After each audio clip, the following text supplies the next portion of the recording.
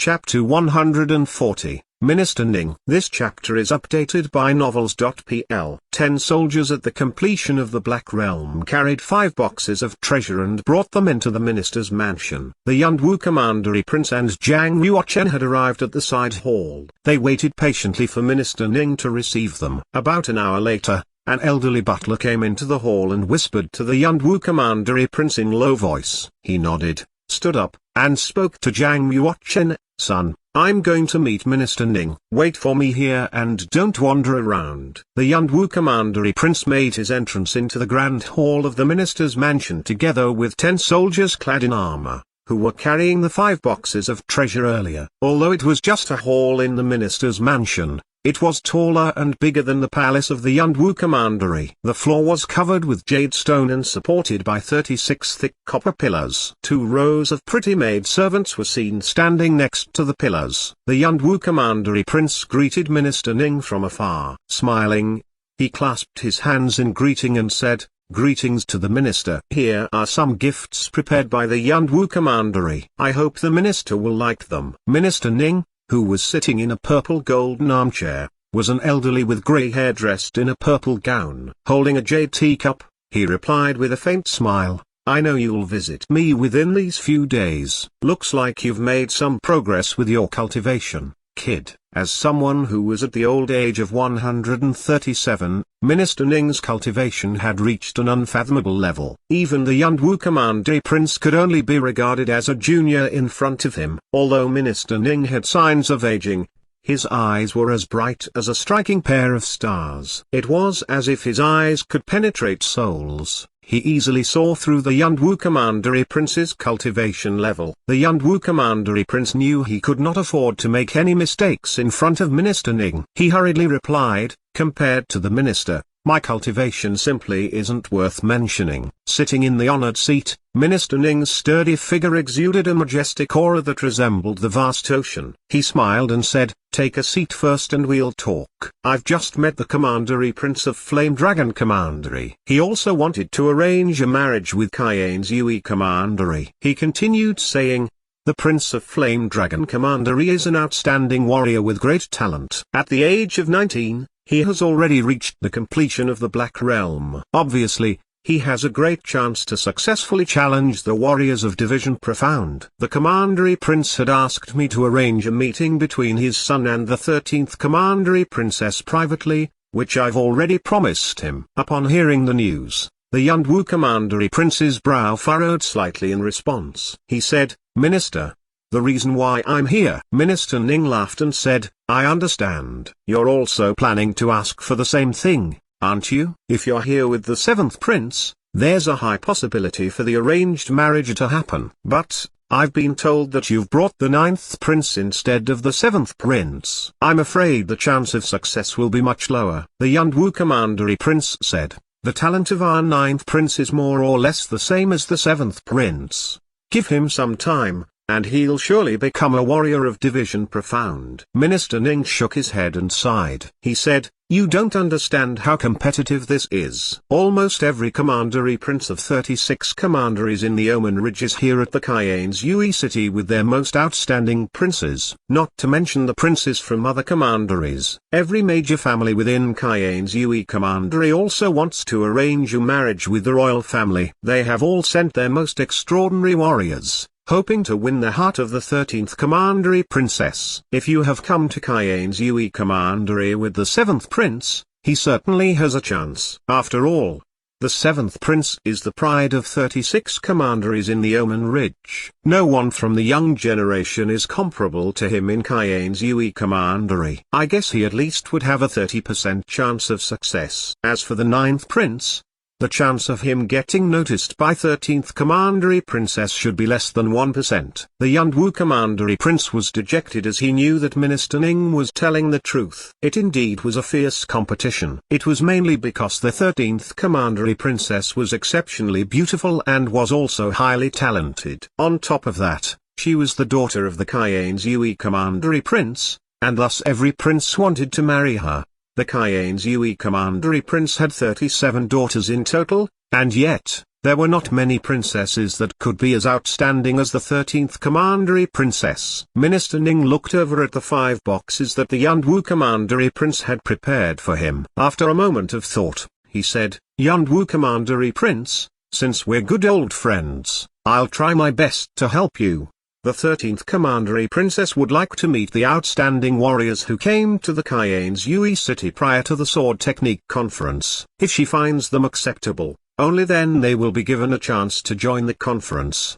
The most talented prodigy who performs well in the conference will then become her prince consort. What I can do is to arrange the 9th prince to meet the 13th Commandery Princess. As for the rest, it all depends on whether the 9th prince can get through to her." The Yunwu Commandery Prince was glad to hear this. He quickly said, "Thank you so much, Minister. I truly appreciate your help." Minister Ning laughed and said, "Don't celebrate yet. The 13th Commandery Princess has a very high standard. It's better if the 9th prince can bring a valuable gift to her. If she likes the gift, the chance of her accepting him will be higher. After all, first impressions are always important. There's one more thing I need to tell you. Since both of you are already in Cayenne's Yui Commandery, the 9th prince should keep a low profile. It's probably best if he can temporarily drop the title of prince so as to avoid offending the princes of Cayenne's Yui Commandery. I'll remind him of all these details." The Yunwu Commandery Prince responded. After pondering for a while, Minister Ning added on and said, "It's getting late. I'll arrange the meeting with the 13th Commandery Princess for tomorrow morning. Don't be late." The Yunwu Commandery Prince left the 5 boxes of treasure in the minister's mansion. Then, he returned to the manor with Zhang Yuochen and the 10 guards. The Yunwu Commandery Prince told Zhang Yuochen to meet him in his room alone. He took out a 2-meter-long casket and placed it in front of Zhang Yuochen. He said, "There's an ancient 7th-class genuine martial arms in the casket. Bring it to the 13th Commandery Princess tomorrow. Remember, we are here to seek for their help. You must try to win the princess' favor. If she's pleased, perhaps our commandery's crisis will be resolved." Zhang Yuochen nodded and said, "I'll try my best." He picked up the scabbard and left the room. Sitting under the light, the Yunwu Commandery Prince let out a long sigh. In fact, he did not have high hopes for Zhang Yuochen. But, as long as there was a glimmer of hope, he would try to strive for it. He could not just sit there and do nothing.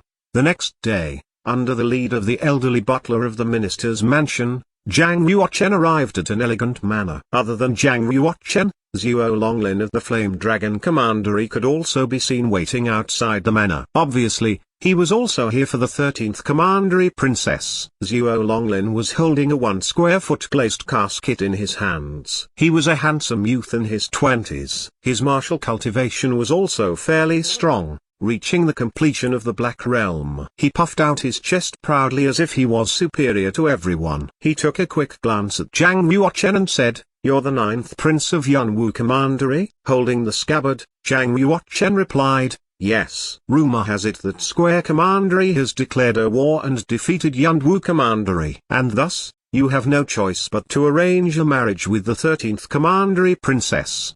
Zhuo Longlin said, sneering in disdain. As far as he was concerned, Zhang Yuochen was just a prince from a commandery which was about to be destroyed. Of course, he would not take him seriously. Even so, Zhang Yuochen showed no signs of displeasure. He said in a neutral tone, "This is our Yunwu Commandery's domestic affair. Don't you worry about us." Zhuo Longlin chuckled and did not say a word. Shortly after, a maidservant who was wearing a green dress walked out from the manor. She took a quick glance at both Zhang Yuochen and Zhuo Longlin before asking, "Are you Prince Longlin of Flame Dragon Commandery and the 9th Prince of Yunwu Commandery?" "Yes, I am."